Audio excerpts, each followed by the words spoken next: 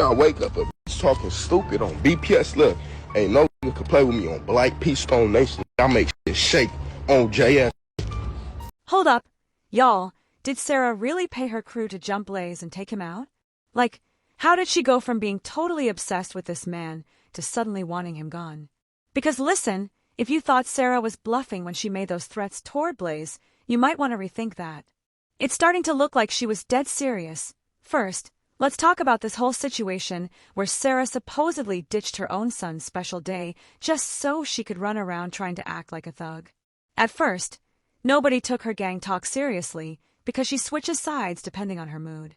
One minute she's claiming she's with the Bees, next minute she's repping the Crips, all based on whether she and Blaze are cool or beefing that week. And get this, not too long ago, when she was messing around with Hood Reno, she was loudly claiming she was a Bee.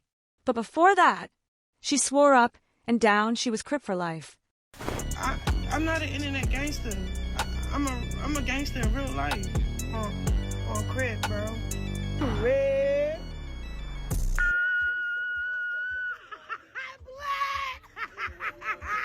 Okay, I was Crippin', because I was f***ing with a Crip. I don't f*** with a Crip no more, bro. I f*** with a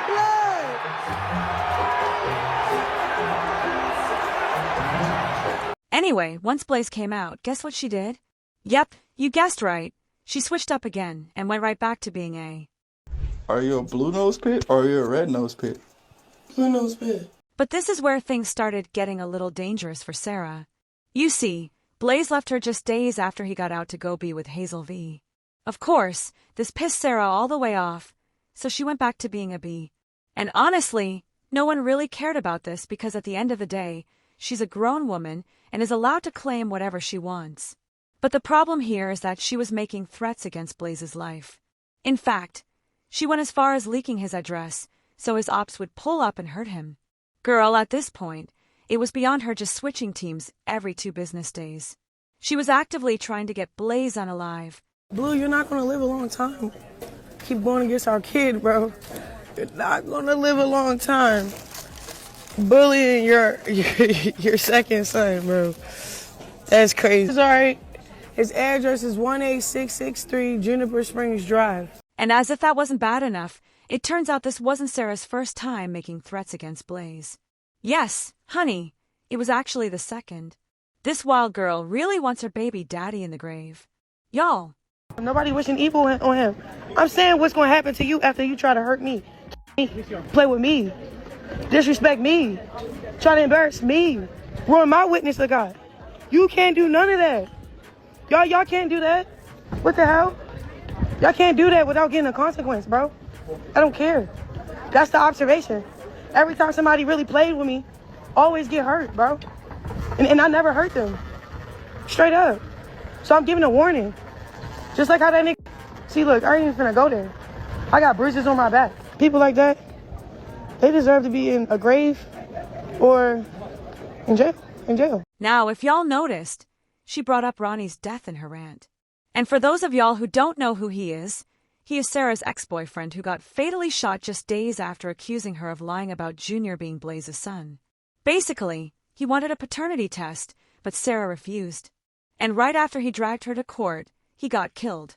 Word on the street is Sarah got her people from the B crew to take him out. Anyway, going back to Blaze, it turns out that Sarah's new man is actually part of the B team. When he was asked about Sarah switching teams and whether or not she's part of their gang, this is what he said. You know, feel me, her baby daddy, a Crip from Schoolyard, and you a blood from Baby Stone Gorillas. Do you actually trust her? She's smooth. I know she gonna keep it solid in the end. She ain't never gave me no Mickey feeling or even a feeling to make me think something like that. And we know the truth, you know?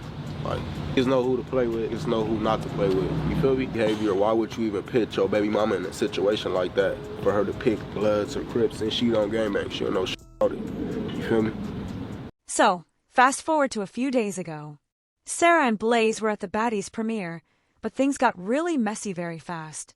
Apparently, Blaze and his manager, Rack 10, pulled some strings so Sarah and her man wouldn't be let into the event. It turns out Sarah's man, who is a well-known B, decided to pull up with 20 other people who were all Bs as well. Now, Considering all the threats she's made on Blaze's life recently, his first thought was she brought all these people there to either cause trouble or jump him. Either way, Blaze wasn't having it, and he made sure Sarah and her people weren't let in. We will revoke your motherfucking hall pass. Okay. Schoolyard's red LA. That. Yeah, homies. I don't know what they thought. Like, come on, cuz. I run this. I'll tell a motherfucker. I'll tell him not to let motherfucker. Jamie Foxx in this motherfucker. Yeah, homies, they not gonna let cuz in. Okay. I came for my wire. I told Lemmy I was gonna be there, so I went. I came and I dipped. What the f? Denied what? You sound dumb as a bitch. What the fuck? You sound like a hating. I'm just trying to pick up money. That's what the f going on. Money. Money on the floor and I picked it up. Here, like I got paid to be there. I see if it was like the home welcome home party and we showed up, denied entry. What are you talking about? I was at work. Then it's so crazy because when I got in there, I left. As soon as I my account, I left. We left. So it's like, damn, I got paid just to show my face. Now, the thing with all this is that it isn't just between Sarah and Blaze anymore. It's now turning into a bees versus cold situation. And y'all already know once it gets to that point, bodies start dropping. In fact, right before this whole mess with her and Blaze, she got into it with the Colds because she thought it was a smart idea to call one of them a crawl. And in case you don't know, calling a cold a crawl is basically like using a deep insult. It's straight up offensive and more than enough reason for them to come at you. But Sarah clearly didn't know this. Maybe if she wasn't so busy pretending to be a gangster, she wouldn't be landing herself in these messy situations. In fact, it got so bad that a member of the Colds named D-Lock made a response video telling Sarah to step her foot in LA again. Be long, but Midtown, you called a C word and said some fried shit. You playing with this because you f***ing on a kid. I don't even want to hear about a nigga where in LA County. I ain't even gonna lie about it. Some real criplets that's like, what the f***? I'm saying, yeah, hey. Oh, and remember what I said about Blaze and his manager, Rack 300, pulling strings to stop Sarah and her crew from getting inside the building? Well, Rack came back to address those claims.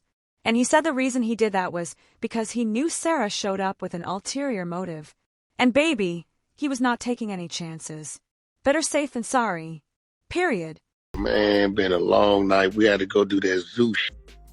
The Chrisean showed up with 20 bloods at the door. Man, this showed up with 20 bloods at the front door. But I think tonight was a real reality check for her. See, I usually don't go out to these little events.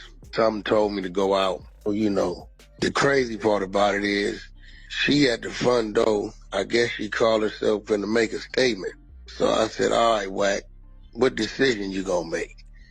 You done already out thought that, and you seeing your streets is watered down because 20 niggas and a lot of delusional dragged them to the front door, knowing that it's a possibility Wack may be on site. So either I work my hand and embarrass her in front of these people, or I'll push a button to everybody them niggas across the street looking at them and hurt some of my homeboys behind this. It don't matter. I just chose to embarrass her, and they said, you're denied entry. I'm part of Zeus. We don't give you part of. You ain't coming in the bill now.